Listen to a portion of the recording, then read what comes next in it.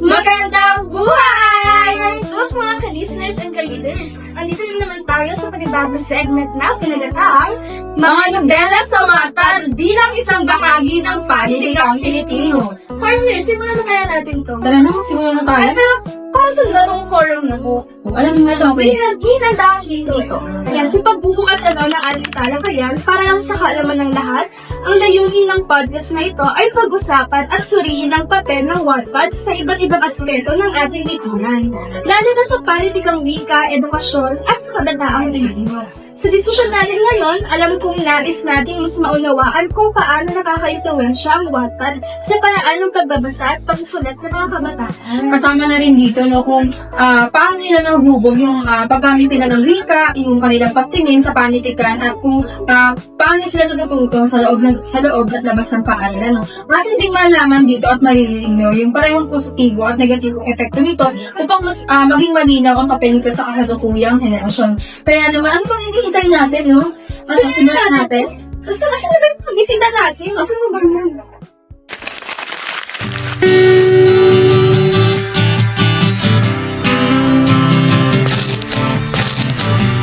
Pare ko,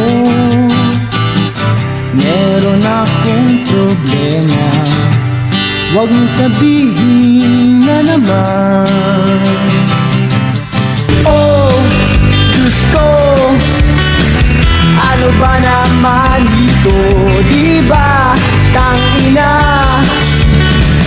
nagmukha akong tanga. Atina! Sinundan naman talaga ako dito sa... Ba? Willing lang?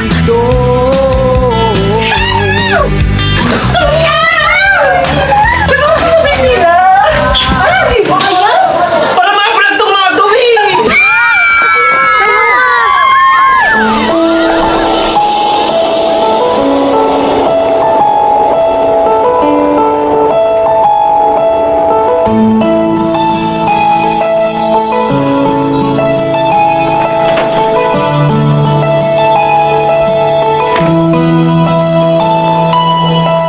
Tabi!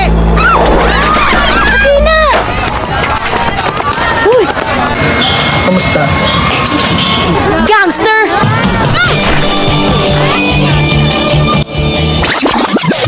Direk, tama na po, tama na po. Tama na ang melodrama.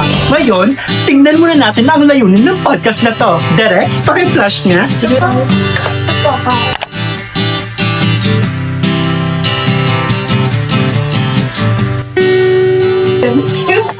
Tama na ang heavens! Ngayon, dumako naman tayo sa ating main podcast.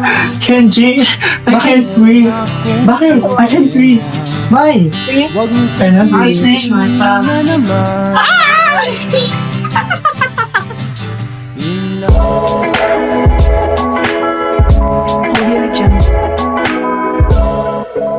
Ayan, partner, ngayon, nandito na ating mga nagagandahan, nagagawuhan na bisita. Ayan, tulad po sa ating segment, ang salamat mo ngayag kayo, ano? At narinig ko, mahilig daw kayo magbasa at magsulat. Medyo darling, ay, seriously, may parang doggy kong nakalimbag na. Ako rin ba? Sila ko ba? Pwede ba malaman? Pwede ba naman? Ay, yung nailimbag niyo po, na ano? Yung mga Facebook post ko, Instagram ko. Parang hindi ko namin naririnig yun, eh, no? Ay, pakilala mo natin sila sa ating mga manonood at mambabasa. Ayan, ating ipakilala sa kanila kung sino nga bang ating bisita ngayon. Nandito si Gerald Moncada. Kasama rin natin si Darwin Manarpa. Si Justine Adan. At si Johan Isarba. Kasama rin natin si Rachel Gallardo. At ang nagbumuka natin ko dito, Loy Barona. At kami nga pala ang magpagdaloy ng ating podcast ngayon. Nandito ako, si Crystal Kim Sunil. At ako naman, si Aika Pintas. At ngayon, formal na nating simulan kung ano nga ba ang lalamanin ng podcast na ito. Ayan, para sa unang katanungan, ano? Bakit naging malapit at patok sa kabataan ang mga nobela sa Wattpad kumpara sa tradisyonal na panitikan? Ako, para sa akin, yung lumapalit ka kasi ngayon is modernized ka. So, alam natin, yung modernized ngayon is malapit sa mga kabataan. And yung Wattpad, is napupunan niya yung kulang sa traditional na panindigan, which na nagiging relatable yung mga kabataan. Another thing, kung mapapansin ninyo, kung nababasa kayo usually ng mga books, no? Ang term is school, kabataan. Di ba ang kabataan sa school? So, relate na relate sila pagdating sa mga kwentuhan. Oh, Parang di ko na ba sila nakaka-relate? Di ko nila naiintindihan yung sarili nila. Oo. Kasi totoong buhay nila yun eh. Yun, no? Pero ako, base sa karanasan ko, no, kaya rin nagiging patok yung Wattpad. Kasi, yung influensya nito pagdating sa atin. Kasi kung kunyari, nakita ko siya nagbabasa siya sa klase niyang Wattpad. So ako curious ako, sabi ko, ano yung nabasa mo? Wattpad. So pag uwi ko sa bahay, isa-search ko kung ano yung Wattpad. Tapos ayun, kaya mas nagiging patok siya sa kabataan dahil siya sa influensya. Ayun, dagdag na lamang din dito. Kasi, nung kabataan ko, nung bata ako, may ako magbasa ng Wattpad kasi nakukuha nito yung attention ko, no? So, kasi bilang bata, gusto natin yung mga babasahin na nakaka-relate tayo, katulad ng mga kilig-kilig, Teenage love. Di ba? Nakahirap natin yung high school. So tayo, so pagbasa natin ng mga hindi tayo nabuboard kasi nakaka-relate tayo, di ba? Kumbaga ako, plus naman. Kasi natagyan mo, nasabit kasi tayo ni Adad na abong sa technology. Yung panahon natin. Dahil doon na nakaroon ng tinatawag na accessibility. Mas may access tayo. Kumbaga pagising natin, sa mga sa mas mali siya open yung wifi.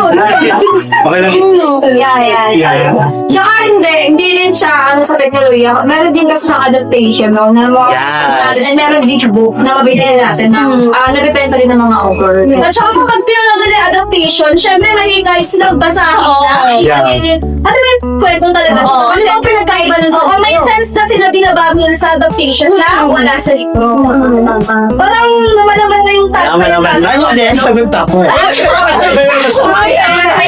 Ayan sa akin naman, di ba? Kasi ito nabasa ko dati.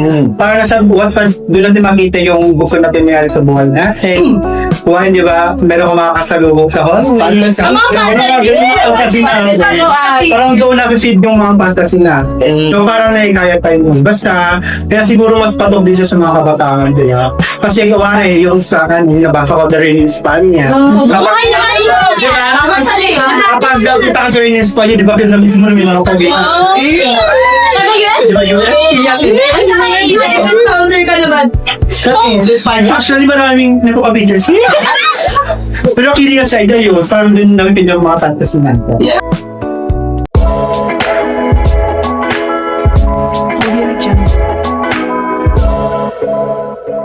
Ayun, bilang mga namang katanungan naman, nais din namin malaman kung sa tingin nyo, may tuturing kaya natin tunay na panitikan, no? Yung mga nobela sa Wattpad kahit digital at informal na yung anyo nito. Sa akin palagay na oo, maituturing pa rin natin na panitikan, no? Kahit ang Wattpad, kahit na digital at informal ang anyo na to, dahil nagtataglay pa rin to ng mga katangian na katulad na lamang ng panitikan, no? So dito kasi sa Wattpad na ipapahiyag ng mga author kung ano ba yung mga ideya nila, yung mga ninanais nila na maranasan, no? Pagdating sa pagsusulat kasi dito natin nalalagay lahat, nabubuhos natin lahat ng mga ideya natin, tama ba? No? And his partner. Tama ba? Sus kayo? Para sa akin, nagsisilbi din siyang salamin, no, ng buhay. Salamin. O, diba? And may kita natin na yung manunulat, pwede niyang masulat yung pananaw niya, opinion niya, no, through her stories. Gano'n, diba? Wait lang, parang nung kanina nakikita ko tumatawa si Miss Nori din. Parang, bakit? Disagree ka ba dito? Hindi. Yung mga sinabi nila, tama naman, may punto. Kasi may tuturing natin na, may tuturing natin na tunay na panitikan yung Wattpad kasi may mga taglay din siya katulad ng tradisyonal na panitikan, katulad ng patuloy pa rin siyang tinatangkilik ng mga kabataan. Ayun lang naman para sa akin. So, lahat ng sinabi nila, tugma naman sa nasa isip ko. Kayo kaya, may ideya kaya kayo dito? Sa mga nasa gilid. Sa palagay ko, no? Kasi di ba sa panitikan, doon natin inihahalag yung mga damdamin at mga mga karanasan sa buhay. Kasi, ayun naman yung umakas sa panitikan, bumubuo yung mga karanasan natin, sinusulat natin siya, ininimbang natin siya kasi ayun yung mga naranasan natin. So, sa usaping Wattpad naman, parang, ano siya, isa siya sa mga naging panitikan natin kasi doon din nagkakaroon ng mga karanasan sa ngayon, mga contemporary yung mga issue natin. Diba? Sa Wattpad lang naman, diba, na pag-usap mo din yung mga crime, mga Ibang genre. ibang genre, may mga corruption ng mga stories. So, sa tingin ko, malaking ambag ng Wattpad sa panitikan. Ayun lang. Para naman sa akin, yung panitikan kasi, pag sinabing panitikan, may layunin at advocacy yan. So lahat, informal man o formal, as long as may layunin and may mensahe gusto ipabalik sa madla, matutuloy pa ito panitikan, kaya na lamang ng mga Wattpad. Di lang sa basta-basta para sa kilig eh. Kasi aside dun sa love story, sa mismong story yun, yung pagdaanan na mismo ng bida, Yeah. kung paano resolve ang problema, Story di aral. Yeah. Yeah. So, So, malayunin. in short, sa kasabukan ng lahat, maituturing natin itong panitikan. Yes. Pwede ba kaya tayo tumako sa pangatlong tanong? Pwede na. Ready na? Ready na? Nandiyan sabi. Oh.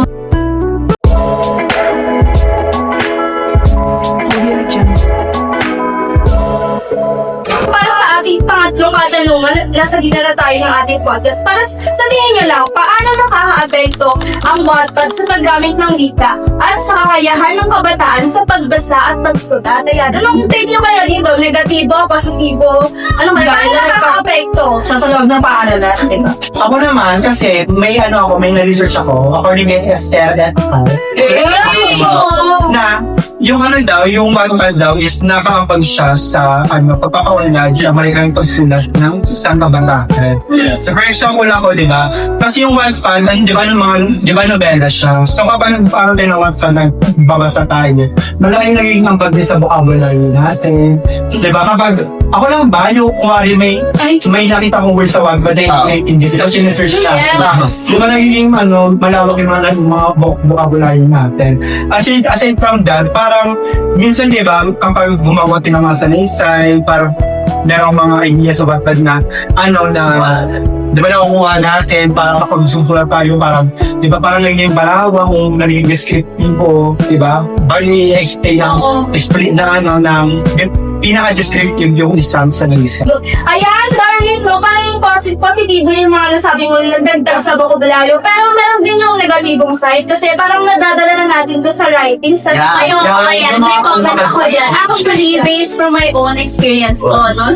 Di ba sa Wattpad, malaya yung mga author na gumamit na kung ano yung estilo nila sa pagsusulat. So, yung mga nagagamit nila doon, karaniwan is informal na wika, no? So, ako, yung experience ko dati, yung sulat ako ng sa schoolwork ko, meron akong mga nagamit na words na nakuha ko sa Wattpad, sa pagbabasa ng Wattpad. So, nagkakaroon ng tendency na madadala mo yung informal na wika sa pagsusulat mo ng, ng mga writing.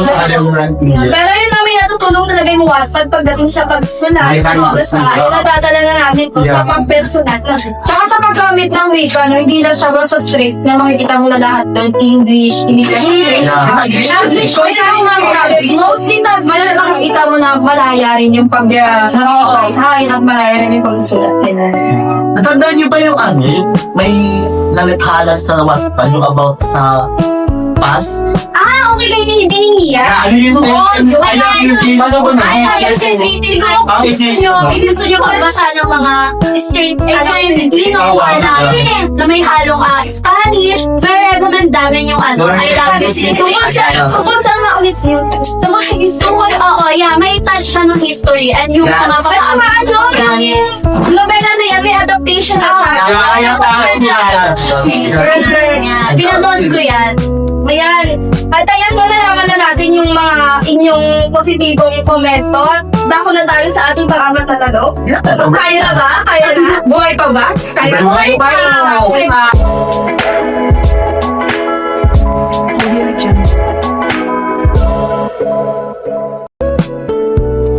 Ayan, meron pa kaming tanong, sa tingin nyo, ano pa kaya yung mga positibo no, at negatibong epekto ng Wattpad sa mga mag-aaral at sa pag-aaral ngayon ng panitikan? Oo, ayan, ang gandang tanong kasi actually before ako pumunta dito, nagkaroon ako ng pagsaliksik muna.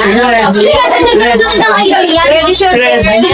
Sinabihan kasi ako ng Wattpad, about Wattpad. So ako, nag-research ako ng mga positive or mga negative side ng Wattpad. So nakita ko, batay sa mga pag-aaral na nakita ko, sa unang punto ng positive side, yung pagtaas ng interes sa pagbabasa ng mga mag-aaral. So dito kasi, yung Wattpad na hihikayat yung mga mag-aaral na magbasa kasi na-expose sila dito sa iba't ibang uri ng estilo ng sulat, no, and yung genre, and yung mga makabagong paraan ng paglalahad ng kwento dito, no. So dahil dito, tumataas yung nahasa or tumataas yung kasanayan nila sa pagbabasa. Pangalawa is yung pagiging malikhain ng mga mag-aaral, no. So alam naman natin na kapag Wattpad user ka and may account ka, automatically may kalayaan ka na mag-publish ng akda, di ba? Ayun. So doon, in that way, tawag dito, binibigyan ng oportunidad binibigyan ng Wattpad ng oportunidad yung mga mag-aaral na ipahayag yung damdamin nila.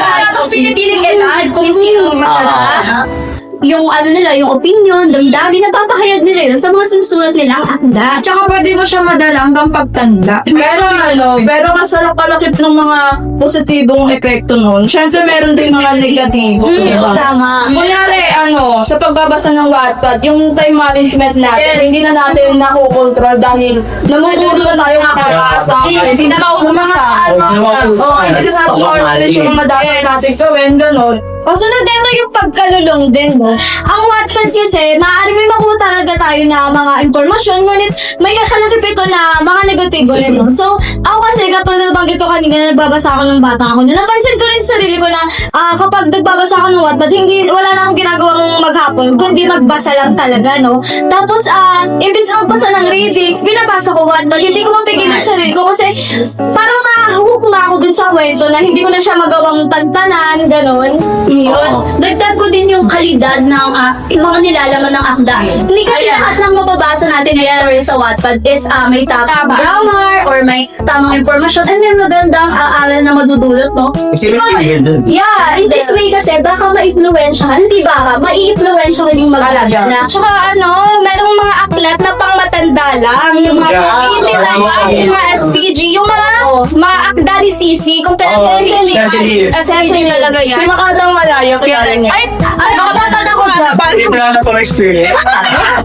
Pero ayun kasi hindi mas mga negative, feeling ko rin, may mga positive na Wattpad. Ganun, di ba? Kasi sa National Bookstore, di ba, mayroong mga Wattpad, yung mga books. Tapos sa mga, yung mga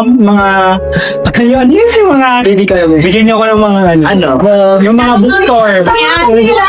Gano'n na sila. Mga bookstore. Like, National Holy Book. Yeah.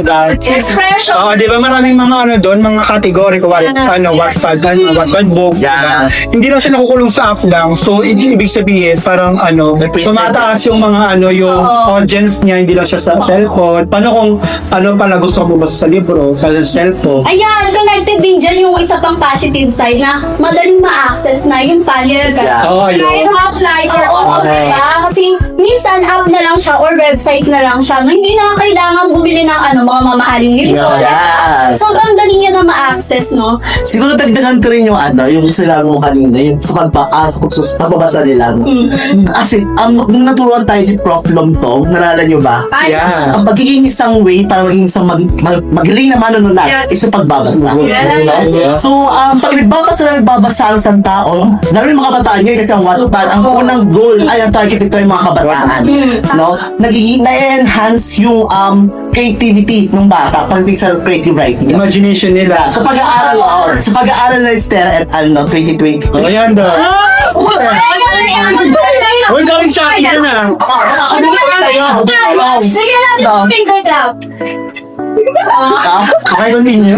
So, sa pag-aaral nila, yung pagbabasa ng Wattpad daw, nakakatulong daw sa pagdating sa pagsusulat ng kabataan, lalo na sa akademikong gawain, na enhance o mapalawak o lalo yung creativity, yung critical thinking nila pagdating sa pagsusulat. Ayun, tama yung mga sinabi niyo at sa mga negatibo. Pero para sa pananaw ko naman, mas marami talaga yung positive. Kasi bukod sa mga pananaliksik, mapapansin din natin na nabibigyan boses yung mga kwentong hindi walang boses. Yeah, oo. Yes. Parang hindi nila sinasabi. Just na ano. May teacher din na anonymous yung Yeah. pagsulat yung way. Kasi ako bilang, yung kuya example ng bata ko, elementary ako, sobrang mayayain ako, hindi ko kaya ipag-interact ako.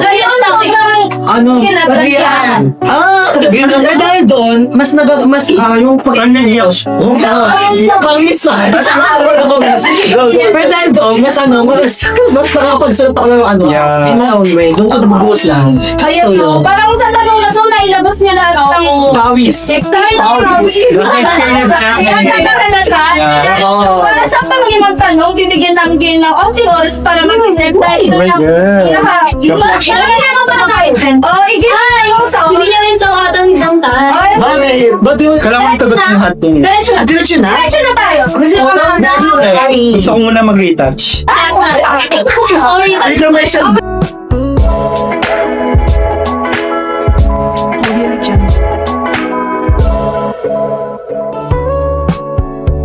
Ayun, no, nabigyan na namin kayo ng onting oras para sa katanungan mo dahil parang medyo maraming na intense na ngayon.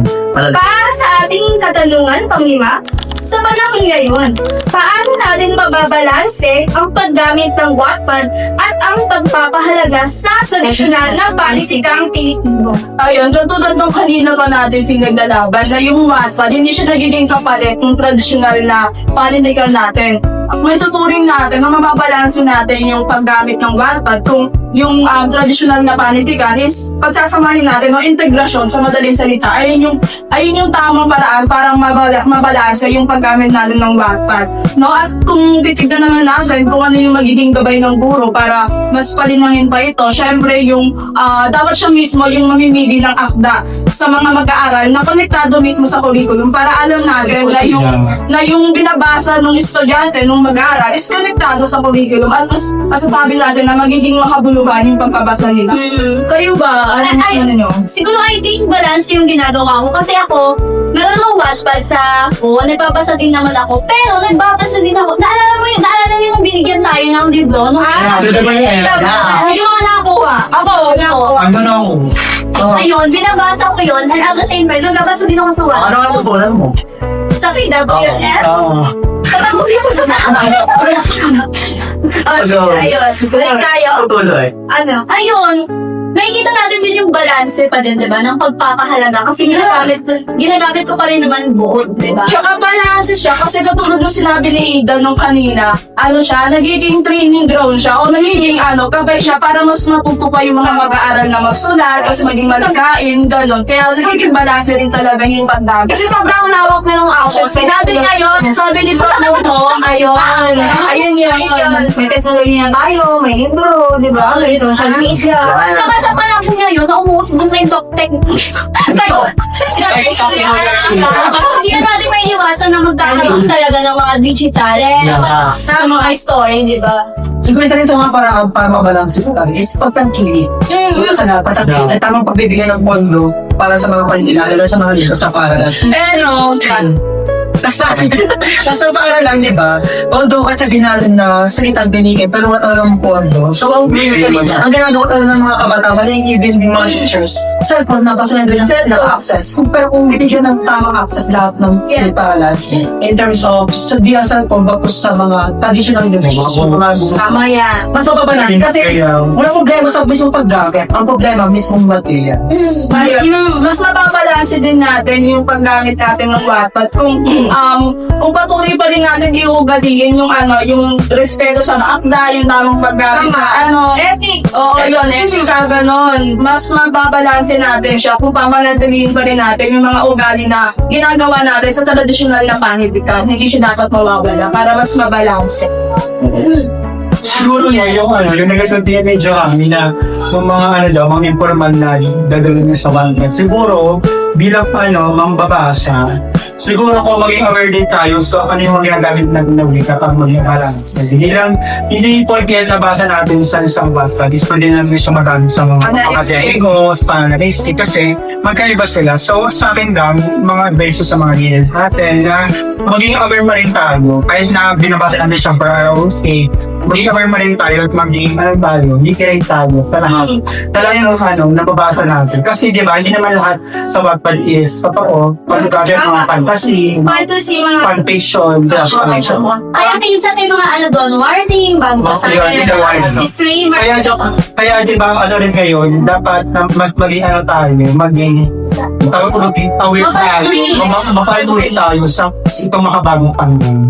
Ako naman, dahil ulit ko sa maging pinakabase natin ngayon sa pag-aaral na STEM 2020. Ulit, nabanggit kasi doon talaga na maaaring magamit yung politikan ang Wattpad sa pagtuturo. Para sa kinakaupunan siguro masasabi na ang Wattpad ngayon is maaari ng pahinagay isang palindigan para sa mga estudyante natin. Siguro, sa curriculum naman, di ba, may pagsasala na ginagawa, no? For sure, pag sinala mabuti ng ating mga kinakapunan sa mga departamento na edukasyon na doon, na pagkasala na mabuti ang mga akda, ang gaya mo na sa Wattpad, no? For sure, may makuha namang aral natin pagdating sa mga panindigan sa loob ng Wattpad. So, maaari talaga mga gamit ko. Magiging balance ito through educational and personalized of the readers. So, konektado talaga yung mangyayari pagdating sa paggamit ng Wattpad. Parang maging malalim yung talakayan natin sa panghuling talaga.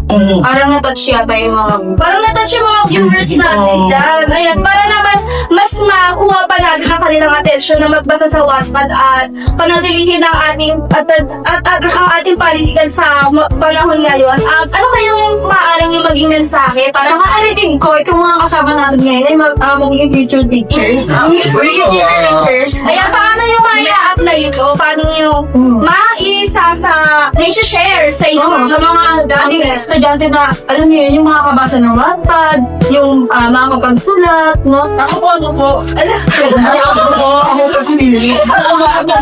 Sige, kasi nakakilita Siguro ako, yung mensahe ko lang sa mga nagbabasa dyan ng Wattpad, no? Panatilihin pa rin natin yung kaalaman natin, huwag tayo basta-basta maniwala o huwag tayo basta-basta magpa-influence sa mga nababasa natin. Siyempre, matuto pa rin tayong manaliksik o galingin pa rin natin yun kasi yun yung pinakamahalaga sa lahat para yung natutuhan natin, hindi lang siya basta-basta nababasa natin. Siyempre, mas yumayabong siya, mas yumayaman siya. So, para sa akin, panatilihin natin yung ugali natin na manaliksik para mas mapayaman pa yung mga nakikita at nababasa. Parang ngayon lagi kong nakakarinig sa sangkap, no? Pananaliksik. Dahil kung walang pananaliksik, wala tayong magiging para naman kay Ate Rachel, teacher Katulad na lamang na nabanggit ni Darwin kanina, para sa mga magiging estudyante namin sa Inaratlo, huwag natin kakalimutan na maging mapanuri sa lahat ng bagay na binabasa namin. Kasi hindi naman lahat ng nababasa natin ay naranasan talaga natin sa totoong buhay, or hindi naman lahat yun ay totoo na kung saan yung mga nababasa natin ay hindi rin natin pwedeng dalhin kung saan-saan. Kailangan mas okay na kung ikip na lang natin sa sarili na to, lalo na kung hindi naman tayo sure sa information kung tama ba. Iwasan natin yung disinformation. Parang kay Teacher Johan, ako may bilang yung message ko, and parang warning, and then tandaan natin na mahalaga yung pagbabasa. Pero yung sobrang pagbabasa natin, pwede yung magdulot ng dito kakulangan sa pahinga, concentration natin sa klase. Kay Teacher Justin. Ayun naman, sa makabagong panahon ngayon, for sure, may mga kritikong pa rin ang Wattpad pagdating sa magiging panindigan nito. Ang Wattpad ay hindi lang dapat kinukulong bilang isang naghalain ng mga tao na freely nakapagsaran. Ang Wattpad dapat ngayon ay ginagamit na rin bilang isang saran, bilang isang panindigan na saan maaari na lang una ng mga magiging pasihan natin. Para sa mga mabasa siguro, sa mga relation, na maging mapanuri sa magbabasa, maging mindful. At isa pa dito is yung ano nga ba dapat kong makuha sa pagbabasa nito? May laman ba? Dapat ba? Meron ba itong aplikasyon mapasakalaran sa buhay ko? Tsaka, siguro sa ating mga kinaukulan na rin siguro ngayon, no? Kasi for sure, sa bunganin na may mga kritiko pa rin ng Wattpad bilang isang paliggan. Kasi ano pa rin siya nagtatanong pa rin sila kung totoo bang panindigan ng Wattpad or ito may natalay na naman isa Yes. lasa. So, mahal talaga isa lang mahuli. Kasi katulad ng sinabi mo, nawala yung scenes, yung isa yun sa pinakamagandang halimbawa ng isang Panitikan kasi pinakapiyawan doon yung mga nangyari pangahabuso nung panitlo na. So, yun. Parang naiiwan na ako po yung mga sinulat din. Ipapakalag natin, no? Posibleng wala silang aral na makukuha. Kahit ako may napulot ako doon eh. Di ba? Ano napulot? ano. Next question. Richard Darwin. Ano ba siya? Ito, parang ano to, ito yung pinaka-nakakarato. So, maestro. Ayan, bilang bilang guro sa inyo, bilang maging guro sa panapikinag-wika. Kaya silang tumuha tayo ng ating wika. Baka din natin na ang wika Pilipino. Malaya ang wika, pero baka din natin yung salita ng wika. Kasi unti-unti lang namamatay ang ating Diba? Paano? Wika kultura natin. Tapos diba, tayo, bilang Pilipino, kailangan mahalin natin yung wika natin. Hindi naman sinasabi ko na huwag natin takot-tamilin yung salitang banyaga, which is English. Pero siguro no, advise ko sa mga sa mga panibagong mga author, sa mga magbabasa niya, gamitin pa rin yung wika Pilipino. Kasi dito, mas mapapaig natin yung ating kultura at ating wika para sa mga kupunod na henerasyon. Yes! Finger lang. At para sa ating last, not the least, para kay Teacher Gerald, ano kayang mensahe? Emotional na siya. Teacher Kenji? Sayang na, mas ako pwede lang Pero parang feel ko sa iyo yung pinakatatap. Kasi ikaw ang naman sarang na siya request sa'yo, di ba? Nasa'yo na ang hap. Ayan o, ano naman daw kung komento ni Gerald? Ayun! Kailan kayo lobby? Heard of Ferdinand Marcos. Ay, hindi pala yun. Ano daw nasa nga si Bata? Wait lang, nadatang si Bato. May sabi na kaya yun, parang Okay, na tayo. Ay no, meron akong gustong sabihin pero sa title na. Una, para sa mga mamababasa, Ulit. huwag kayong matao, maging manikat. Yan. Kaya natin isipin at lumipad at lumipad lang. Dahil na nasabi niya kasi nakarelease, dapat yung talagang mag-manikat para naman sila ay magbasa. And pangalawa, huwag kalimutan mag-share kung editan. Dapat sa paggamit ng social media, na pagbabasa, pagdahan mo lapos, pag-analysis, kailangan etiquette pa rin tayo. Yeah. Dapat kailangan din mabuti at pasulat na mabuti. Dahil sa wordpad, ang kaalaman ay palipad.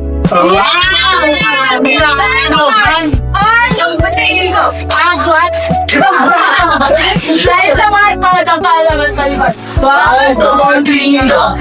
Ayon sa Wattpad, ang kaalaman ay malipad.